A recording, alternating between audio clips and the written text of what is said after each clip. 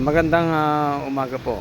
Isa na naman pong munting karunungan ang nais kong ibahagi sa inyo na may kakayahan pong magpagaling ng pigsa, ano po, ringworm, saka yung tinatawag nating buni. Ano po? Kung meron po kayong ganitong sakit, ito po yung lunas diyan. Ano po? Ah, Saktur, Sacram, Simus, Barbara, Dios Noster. Yan na po yan.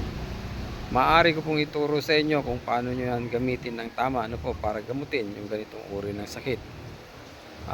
Kung ibig po ninyo, mag-message po kayo sa akin, tatawagan ko po kayo, gagamutin po yung sakit na nakikita ko sa video.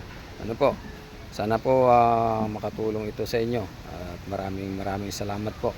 At ganun din, hinihiling ko rin po na paki-like, share at saka follow, nasa ganun naman marami po tayong matulungan. Ano po, maraming salamat po.